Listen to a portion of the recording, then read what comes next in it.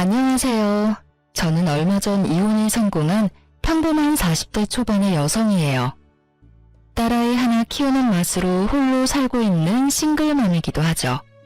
남는 시간에 차연글 유튜브나 보면서 시간 보내곤 했는데 제가 직접 작성하게 되는 건 상상도 못 해봤어요. 그렇지만 제가 직접 글을 써야겠다는 생각이 들 정도로 제 상황은 정말이지 개판 5분 전이었답니다. 지금이야 이미 이혼 과정이 다 끝나고 정리가 된 마당이지만 그 당시에만 하더라도 저뿐만이 아니라 이 이혼과 관계된 사람들 모두 너덜너덜해졌거든요. 저와 남편은 정말이지 오랜 기간 사귀었어요. 솔직하게 말하면 남편이 질질 끌었다고 해야겠죠. 남편은 무슨 이유에서인지 결혼에 대한 생각이 없었고 저는 결혼에 대한 막연한 동경 같은 것이 있었어요. 그리고 무엇보다도 나이가 들면서 하나하나 자리 잡아가는 친구들을 보니 저도 그렇게 안정적인 자리를 잡고 싶다는 생각을 했거든요. 그래서 마지막으로 당시의 남친이었던 남편에게 통보했었죠. 우리 5년 사귀었고 결혼 생각 없으면 이쯤에서 접자였어요. 그때 왜 결혼을 하기 싫어했는지 이혼하는 과정에서 알게 됐어요. 남편이 간을 보고 있었더라고요. 본인은 신중했다고 말하지만 저는 전혀 그렇게 생각하지 않거든요. 당시에는 그런 찝찝함이 있었지만 결혼 후에는 그런 찝찝함도 사라졌어요. 남편이 잘해줬거든요.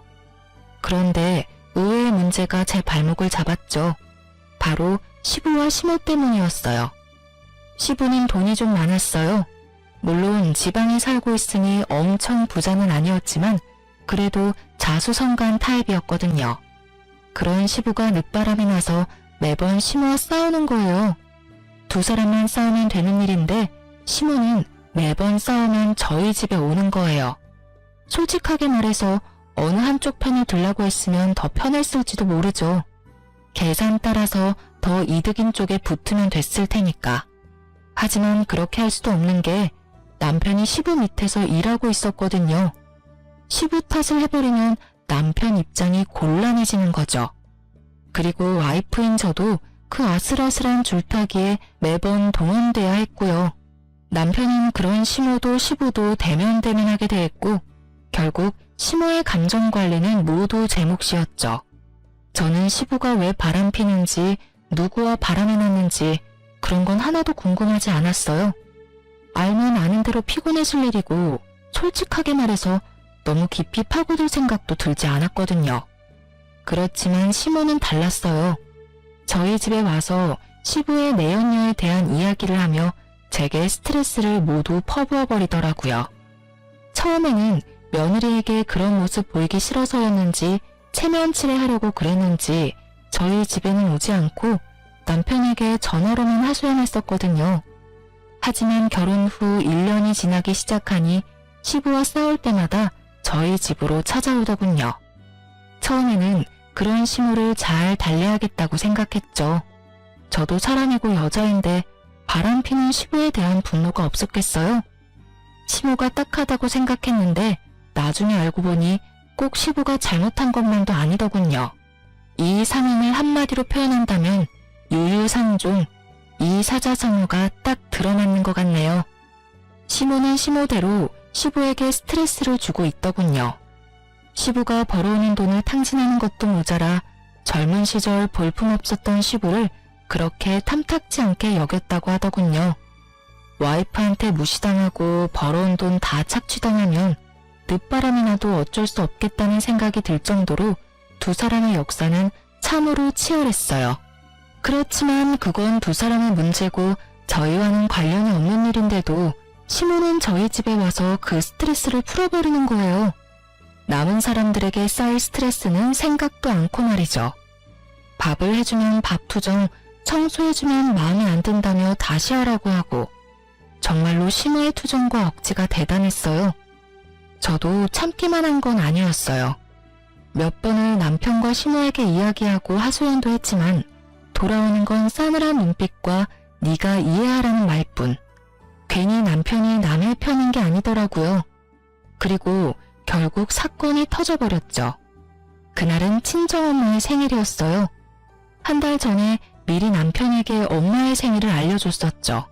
그런데 시모가 엄마 생일 일주일 전부터 저희 집에 와서는 집에 갈 생각을 안 하더군요. 친정엄마 생일 전에는 가겠지 싶었는데 아예 놀러앉기로 작정을 했는지 시모는 꿈쩍도 안 했어요. 결국 친정엄마 생일날 점심 식사에 시모에게 제가 먼저 말했어요. 어머님, 죄송한데 오늘 저녁 식사는 혼자서 드실 수 있겠어요? 제가 약속이 좀 있어서 나가봐야 하거든요. 아니면 근처 음식점에서 맛있는 거라도 시켜드릴게요. 뭐? 너 손님 놔두고 집 비우는 거 아니다? 그거 사람 홀대하는 거랑 똑같은 거야. 어이가 없었죠. 그리고 손님이라니. 정말 손님이었다면 쫓아내기라도 했을 텐데 말이죠. 어머님, 오늘 친정어머니 생신이라 한 달 전부터 미리 예약을 해놨어요. 그래서 어쩔 수 없이 나가는 거니까 이해 좀 해주세요. 갈수록 웃기네, 네. 네가 그 집 사람이야? 너 이제 우리 집 사람이야. 우리 집에 시집 왔으면 당연히 너희 엄마보다는 나한테 더 신경 써야 하는 거 아니냐? 네 엄마가 널 그렇게 가르치디? 너 이따위로 행동하는 거 너희 엄마가 알고는 있어? 시모는 연신 시부의 험담을 늘어놓던 입으로 저희 엄마를 모욕하는 말을 늘어놓기 시작했어요. 사돈은 도대체 이런 애를 집 밖에 내놓을 생각은 어째 하셨대? 하긴 고슴도치도 제 자식이 제일 예뻐 보인다니 할 말은 없다만 너 죽어도 이 집 귀신 되는 거야. 네가 죽으면 그 집에서 네 제사라도 치러준다니? 이래서 요즘 애들은 안 된다니까. 주제를 몰라요, 자기 주제를. 저는 시모가 저를 향해 내뱉는 말들을 듣지 않으려 애를 써야 했어요. 정말 기분이 더럽고 엿 같았거든요. 저는 착한 사람이 아니에요. 그리고 인내심이 그리 좋은 사람도 아니었고요. 평범한 사람이었어요. 모욕받으면 열받고 욕 들으면 두 배로 욕해주고 싶은 평범한 사람. 그렇지만 어른에게 그렇게 할 순 없다는 생각으로 그냥 무시했어요. 시모가 뭐라고 뒤에서 떠들던지 들리지 않는 척하며 씻고 화장하고 생일 잔치에 갈 준비를 했죠. 제가 자기 하는 말을 모조리 씹어버리고 무시하자 열받은 시모가 고래고래 고함을 지르더군요. 야, 네가 뭔데 날 무시해? 이런 싸가지 없는 년을 봤나? 네 엄마도 이렇게 싸가지 없겠지? 원래 윗물이 맑아야 아랫물이 맑은 법이다.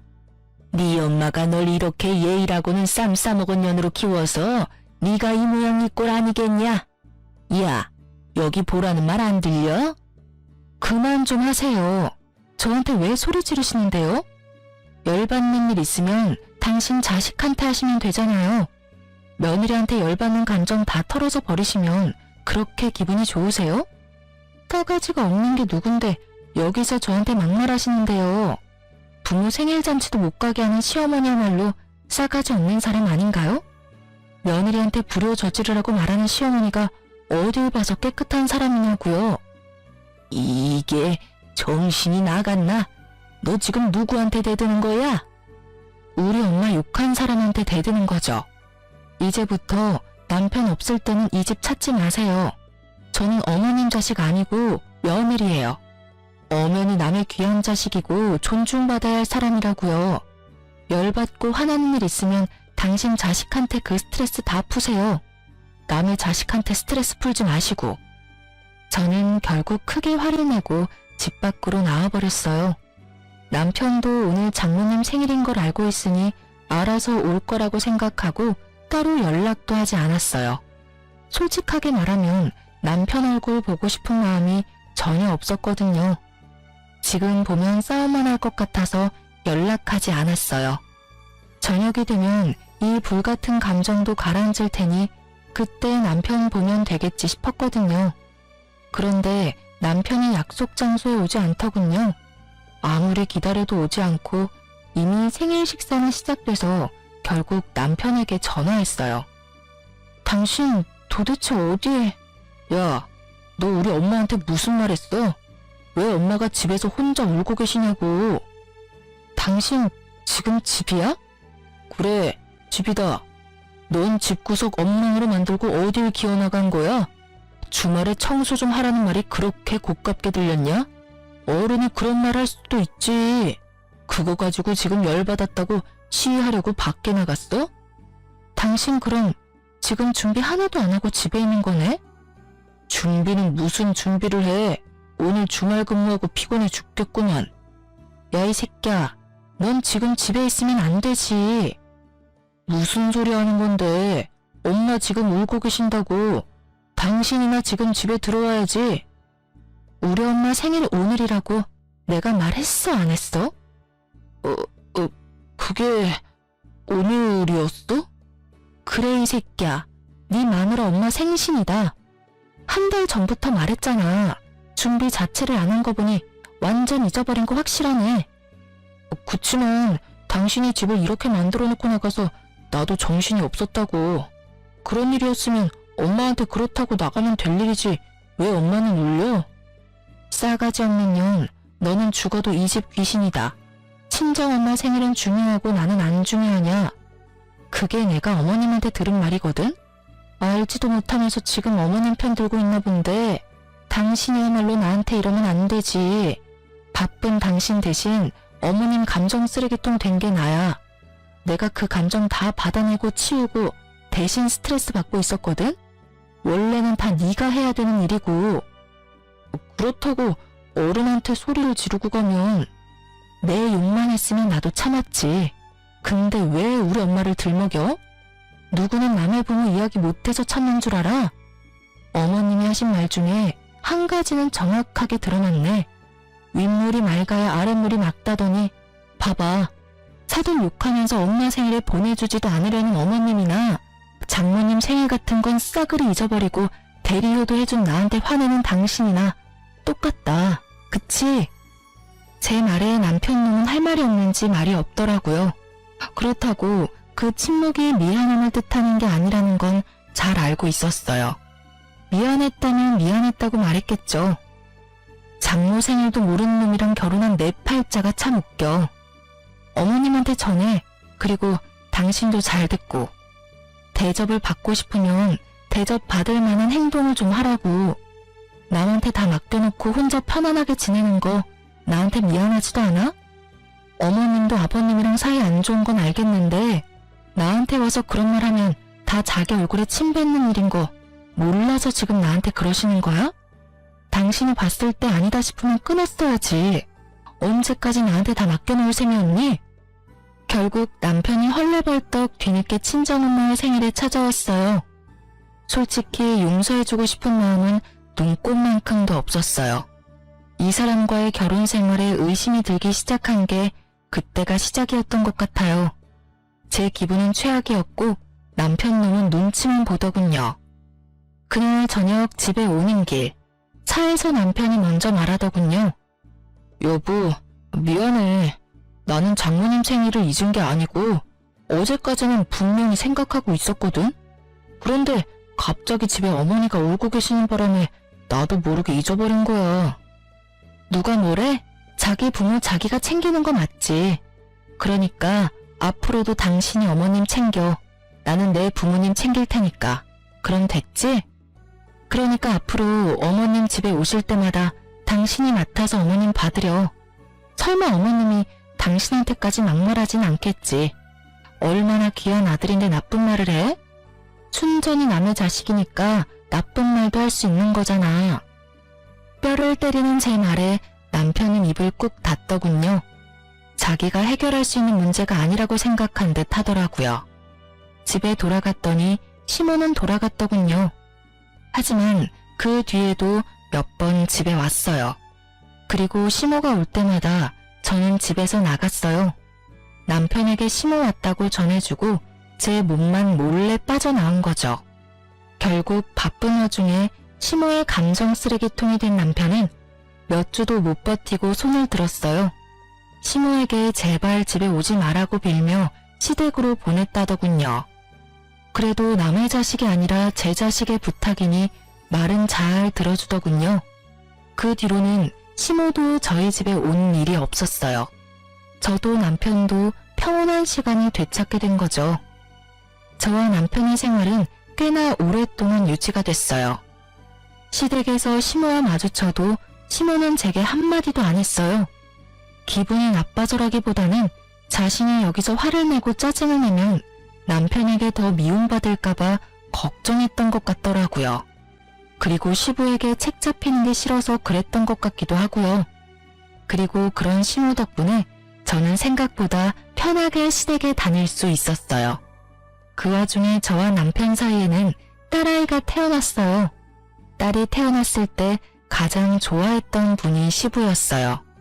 시부는 아들보다 딸을 원했는데 집안에 아들만 있으니 영 아쉬웠던 모양이었어요.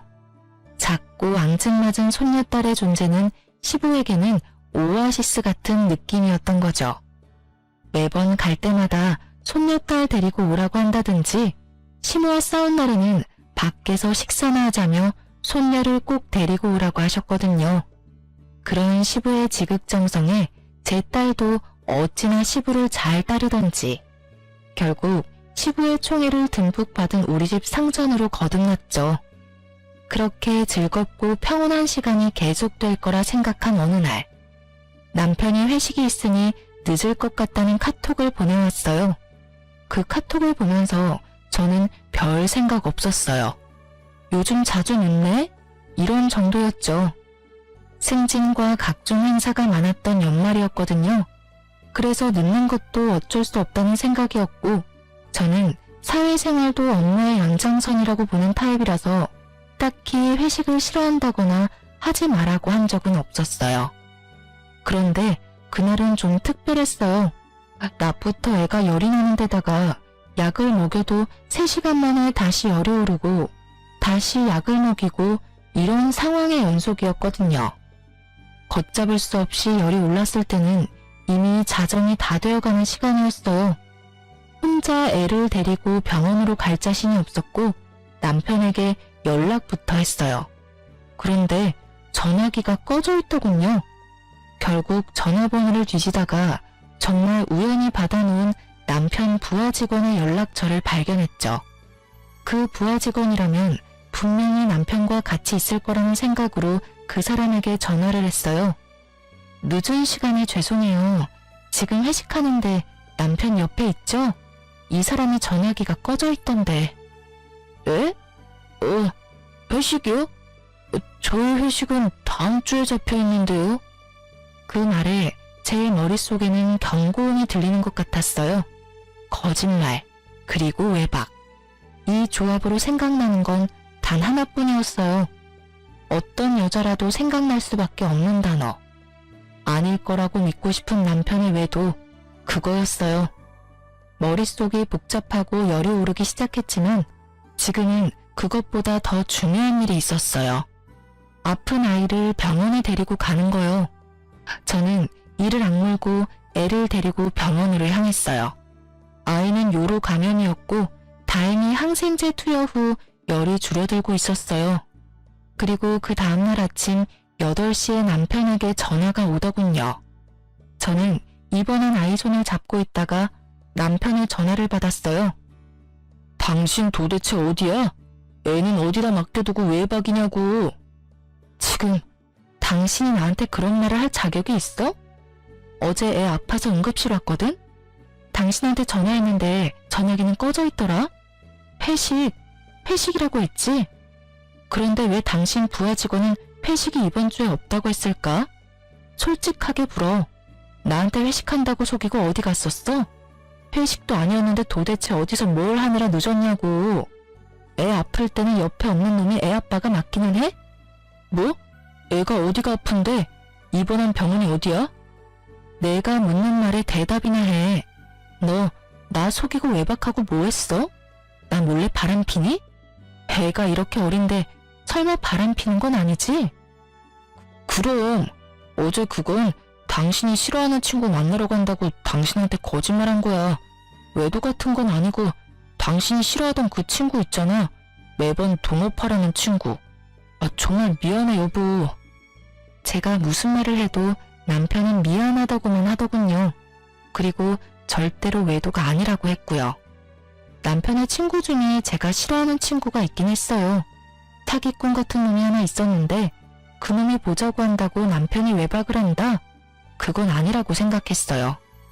남편도 그 친구를 곤란해하는 게 눈에 보여서 제가 남편 대신 그 친구 못 만나도록 못 박은 거거든요.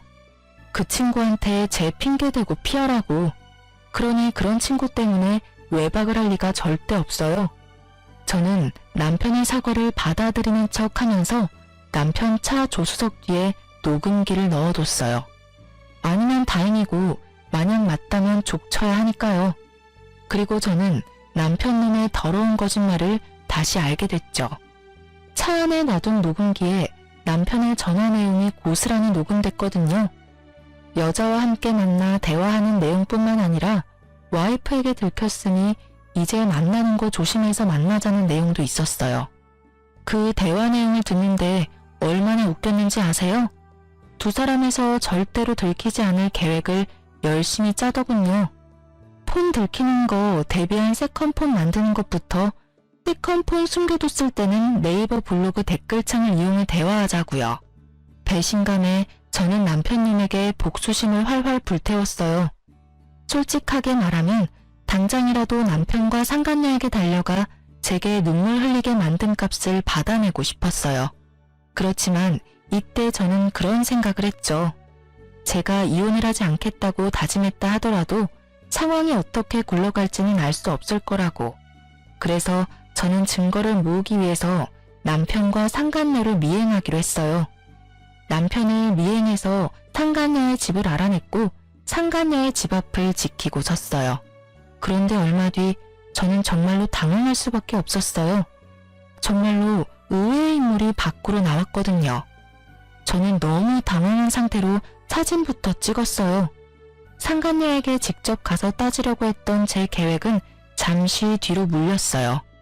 저는 계획을 바꿔서 남편부터 추궁하기로 했어요. 그리고 여차하는 순간 저 인물이 저에게는 도움이 될 것 같았거든요. 저는 그날 저녁 남편에게 가서 말했어요. 나랑 이야기 좀 해. 당신 나 말고 다른 여자 생긴 거 맞지? 갑자기 무슨 말이야. 이상한 소리 하지 말고 식사나 하자. 말 돌리지 말고. 나 당신 차 안에 녹음기 넣어놨었어. 거기 이미 다 녹음됐더라고. 당신이랑 그 여자 작당하는 거. 지금 당장 헤어져. 그러면 내가 용서해 줄게. 용서? 야, 네가 뭔데 날 용서하고 말고 해. 진짜 어이가 없어서. 내가 바람을 피든 말든 당신이 뭔 상관인데? 나도 당신처럼 성질 더러운 여자랑 사는 거 싫어. 그 성질 더러운 여자 싫으면 결혼을 왜 하자고 그랬어? 그리고 처음부터 내가 성질이 더러웠어? 너랑 네 엄마한테 그만큼 당하는데 성질이 안 더러워지는 게 이상하지. 그래서 어쩔 건데? 나랑 이혼이라도 하겠다는 거야? 이혼이 별거야? 서로 싫어지면 헤어지는 게 맞는 거지. 그래, 헤어져. 헤어지고 나도 좀 편하게 살아보자. 솔직하게 말해서 너 우리 엄마한테 예의 없이 구는 것도 얼마나 열받았는지 알기는 해? 그 여자는 당신처럼 이렇게 안아 모이는 사람이 아니야. 상간녀를 두둔하는 말을 하며 남편놈이 실컷 짓거리더군요. 제 무덤 파는 줄 모르고 열심히 파서 묻히기 전에 한 번 더 물어봤어요. 그래서 이혼하겠다. 그 말이지? 그래, 이혼해 줄게. 내가 용서해 주겠다고 했는데도 굳이 지옥길로 알아서 걸어가겠다. 이 말이지? 제 말이 심상치 않음을 느꼈는지 남편님이 잠깐 흠칫하더군요. 그렇지만 자기도 뱉은 말이 있으니 번복하지는 않더군요. 뭐든지 법대로 할 거야, 법대로. 그래, 그럼 이혼해 줄게. 아버님이랑 어머님한테 이야기하러 가자. 당신 바람나서 애랑 나 버리고 이혼하겠다고 이야기할게. 남편님 얼굴이 새카맣게 변하더군요.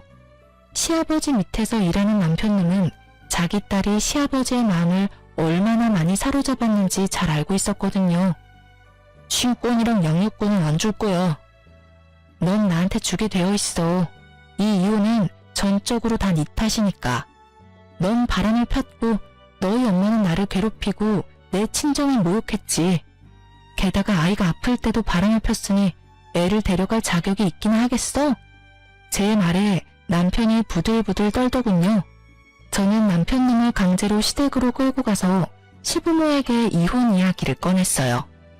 아버님, 어머님, 저희 이혼하기로 했어요. 제 말에 시모가 비웃으며 한마디 하더군요. 내 그렇게 될 줄 알았어. 네가 잘나면 얼마나 잘났다고 시어머니 이겨먹고 잘 살 줄 알았어? 당신은 좀 가만히 있어. 며느라가 왜 갑자기 이혼을 하겠다고 하냐? 큰 문제가 아니면 다시 생각해보고. 이 사람이 바람을 폈어요, 아버님. 그 말에 시부가 찔끔 놀라더군요. 자기도 바람을 폈으니 말이죠. 그런데 제가 용서해 줄 테니 그 여자랑 인연 끊으라고 했는데 그럴 바엔 저랑 이혼하는 게 낫겠다고 하더라고요. 그래서 원하는 대로 이혼해 주려고요. 전 분명히 기회를 줬어요. 그런데 그걸 거절한 건 남편이에요. 그럼 우리 손녀딸은 제가 데려갈 거예요. 이 사람 아이 열이 펄펄 나서 병원 간 날에도 상간녀 만나느라 제 연락도 못 받은 인간이거든요. 그런 사람한테 양육권에 친권이 가당키는 해요? 어이구, 네가 잘했어야지. 왜 우리 아들 욕을 하고 그래? 우냐, 이혼해라. 누가 와도 너보다는 낫겠어. 호언장담하는 시모를 보며 저는 속으로 비웃어줬어요. 아무것도 모르는 저 할머니가 상간녀 정체를 알고도 저렇게 평온하겠나 싶었거든요. 확답을 듣고 나니 이 두 사람을 용서할 생각이 완전히 사라졌어요. 그렇게 저는 이혼을 하기로 하고 짐을 챙겨 아이와 함께 집을 나왔어요. 그리고 이혼 소송에 관해 이야기 나누자며 남편과 시부모를 가게로 데려왔어요. 시부모에게는 손녀를 마지막으로 볼 수 있게 해주겠다고 했죠. 그렇게 식당에서 저는 시부모와 남편에게 말했죠. 확실하게 이혼하기 전에 식사 한번 대접해드리고 싶었어요. 아가, 이혼은 다시 한 번 더 생각해보거라. 이 빚덩이 같은 것이 아버지 없이 살면 얼마나 힘들겠니? 당신은 왜 그런 말을 해요? 제가 뭐라고 그렇게 두둔하냐고요? 그리고 넌 뭐가 그렇게 매번 당당해? 식사 대접? 웃기고 앉았네. 네가 왜 우리한테 식사를 대접해? 뭔 꿍꿍이가 있으니까 불렀겠지. 우리 아들한테서 얼마나 뜯어먹을 작정이야? 말씀이 심하시네요. 뜯어먹기는 누가 누굴 뜯어먹어요? 그건 어머님이 곧 하시게 될 텐데요. 저의 말과 함께 방 밖에서 뚝뚝 노크 소리가 들렸어요. 손님이 오신 모양이네요. 애초부터 식사 자리는 6명으로 세팅이 되어 있었어요. 제가 상간녀를 불렀거든요. 어차피 하게 될 상견례 미리부터 시켜주려고요. 그리고 문이 열리고 들어선 사람들의 얼굴을 보고 시부모와 남편의 얼굴이 완전 경악으로 물들었어요. 인사들 하세요. 남편 상간녀랑 그 어머님이세요. 저 년이 왜 여기를 왜 와? 시모가 숨 넘어갈 듯 소리치고 있었어요. 그리고 시부는 아무 말도 못하고 눈만 질끈 감고 있었고요.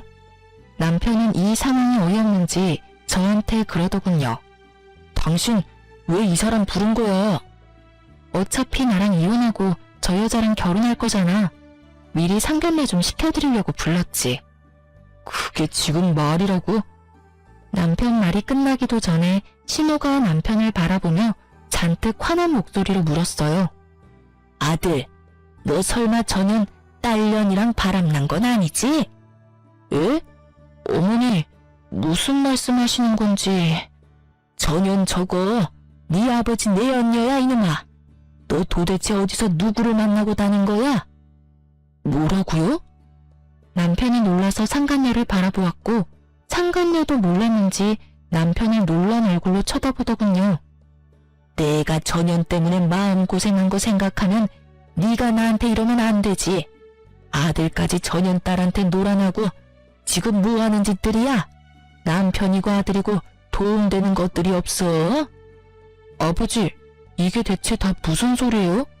아버지가 바람피운 상대가 정말로...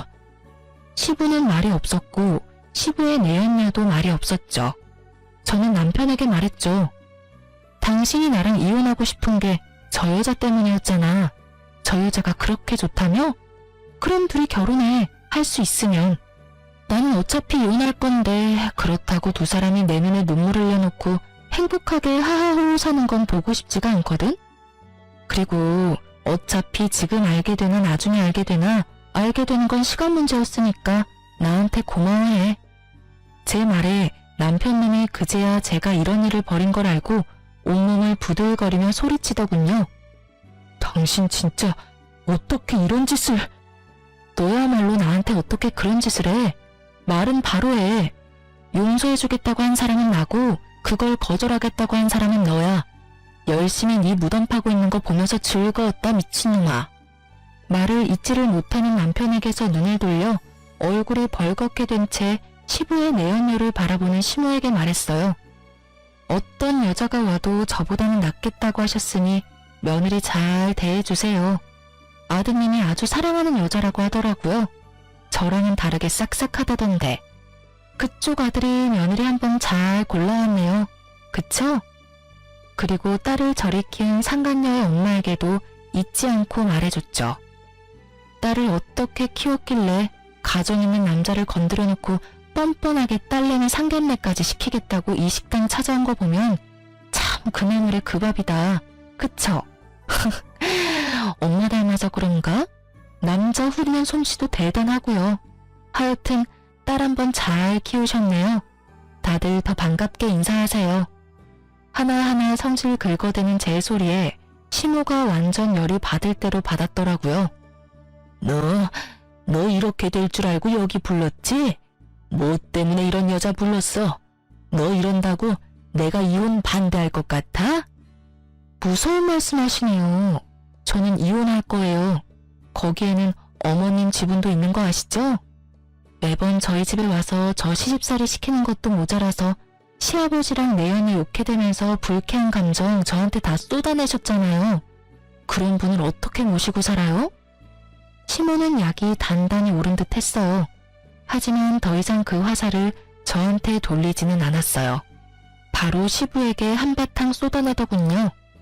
당신 때문에 내가 이게 무슨 꼴이야. 저 새파랗게 어린 년 때문에 내가 당한 꼴을 봐. 당신이 저런 년이랑 바람만 피우지 않았어도 내가 이렇게 꼬투리 잡힐 일이 없었을 거라고.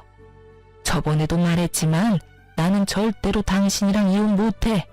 아이고 내 팔자야. 어떻게 남편 복도 없는 년이 자식 복, 며느리 복까지 없어서 이 수모를 당하고 살아? 너도 마찬가지야 이놈 자식아. 네 아버지만으로는 부족하더냐? 할 짓이 없어서 개집질을 해. 그것도 저런 년 딸한테 홀딱 빠져가지고. 어떻게 너마저 나를 배신해? 시모가 쏟아붓는 말에 남편 얼굴이 하얗게 질리더군요. 재혼?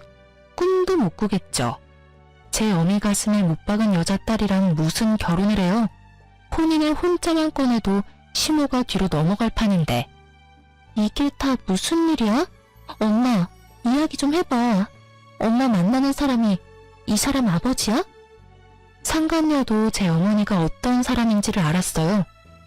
너야말로 이게 다 무슨 일이야? 너 제대로 된 남자 만난다고 하지 않았어? 그런데 불륜? 상간녀의 어머니도 자기 딸이 어떤 사람인지 알게 됐죠. 엄마야말로 불륜이잖아. 나한테는 일찍 사별하고 돈만 많이 벌어다 놓은 영감이라며. 얘가 못하는 소리가 없어? 엄마가 언제 그렇게 말했어? 엄마는 나한테 화내면 안 되지. 엄마도 똑같이, 아니, 나보다 더한 짓 했으면서. 결국 이 집도 저 집도 똑같이 풍비박산이 나버렸죠. 그리고 그 와중에 웃는 건 저뿐이었고요. 정말 너무나 통쾌하기 짝이 없는 장면들이었어요. 상간녀와 남편의 행복한 미래는 이미 산산조각 났고 두 사람의 암울한 미래 앞에는 부모님들이 있었죠. 서로가 서로를 물고 뜯는 상황을 보며 저는 차분히 모든 걸 보고 있었어요. 그러게 남의 눈에 눈물 흘리게 만들면 자기 눈에는 피눈물 나는 거 미리 알았어야죠. 서로 물고 뜯다가 잠시 소강 상태가 되자 저는 그제야 가방에서 이혼 서류 꺼내 남편에게 던져줬어요. 이혼 서류야. 내가 작성할 건 이미 다 했고 나머지는 당신이 작성해서 내. 소송 때 보자. 아, 그리고 미리 축하해. 두 사람 행복하게 살았으면 좋겠네. 절대로 이루어질 수 없는 두 사람의 미래를 축하하며 저는 자리를 떠났습니다. 남은 사람들이야 신경 쓸 필요 있나요? 저도 제 감정 추스리기에 바쁜 사람인데 이 와중에 날 엿먹인 인간들을 위한 배려 같은 건 필요 없잖아요. 그렇게 이혼은 진행됐어요. 남편님도 그 상간녀를 포기하지 못한 듯 보였어요. 하긴 뜯어내면 뜯어낼수록 더 들러붙는 게 불륜 사이라고 하지 않던가요. 그렇지만 부모들이 그걸 바라지 않는데 두 사람이 그 뜻을 이룰 수는 없겠죠. 시모는 결국 그 일 이후로 완전 정신적인 타격을 받아서 정신과에 다니고 있다고 하더라고요. 시부의 배신 때문에 그렇게 열받아서 저한테 모든 걸 쏟아내던 시모였는데 결국 아들놈까지 자기를 배신하는 짓을 했으니 정신이 남아나겠어요? 저 같아도 정신과 다닐 만큼 타격을 받았겠죠. 어떤 여자라도 저보다 낫겠다며 그렇게 호언장담을 하며 이혼하라고 떵떵거리더니 정작 이혼하고 나서 아들이 데려온 여자가 시부 내연녀의 딸이라니 게다가 얼마나 웃겨요? 남편 바람난 것 때문에 그렇게 열받은 사람이 아들 바람나서 며느리가 이혼하게 됐는데 잘 됐다며 이혼하라고 말하는 것 자체가 말이죠.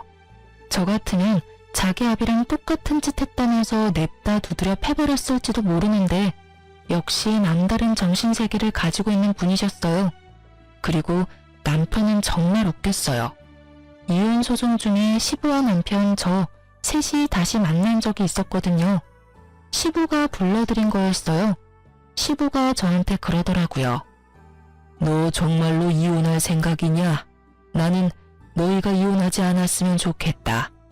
내가 아들에게 나쁜 영향을 줬다고는 생각하지만 그렇다고 아들이 잘못된 상대와 재혼하는 건 아니라고 생각하거든. 아버지, 저희 정말로 이혼할 거예요.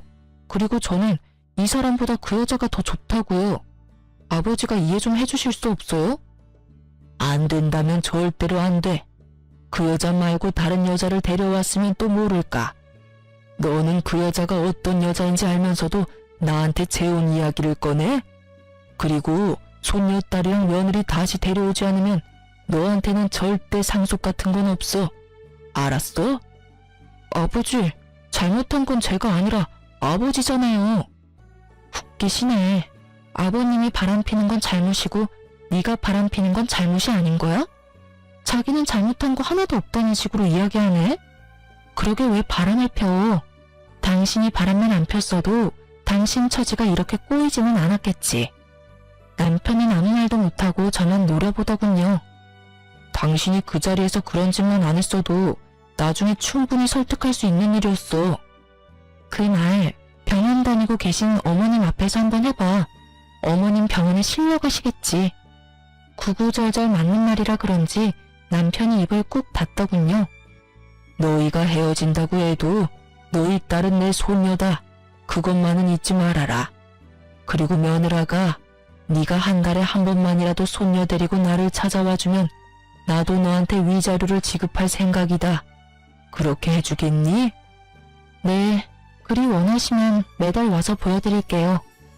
그 순간 위자료가 탐났다기보다는 아이에게서 든든한 보호자를 뺏을 수 없다는 생각 때문에 받아들인 제안이었는데 생각보다 더 큰 위자료를 주시더라고요. 지금 남편과 같이 살고 있던 15명의 아파트요. 그걸 제 앞으로 해주셨거든요. 저는 제가 마음 놓고 살 수 있는 공간이 생긴 터라 마음이 놓였고 남편놈은 다시 시부의 눈이 닿는 곳에 들어가게 됐죠. 상간녀도 남편과 결혼하려고 그렇게 애썼는데 상간녀의 엄마가 두 사람 사이를 뜯어 말렸다고 해요. 건너 들은 바로는 상간녀의 엄마와 시부는 제가 서로의 가족을 만나게 한 그 즈음에 결혼 이야기가 나오고 있었다고 하더라고요. 시부도 귀찮은 시모를 떼어놓고 싶어한 모양이었고 상간녀의 엄마는 시부의 와이프가 되면 꽤나 풍족한 생활을 할 수 있을 거라는 생각에 그렇게 하자 이야기가 되고 있었다고 하더군요.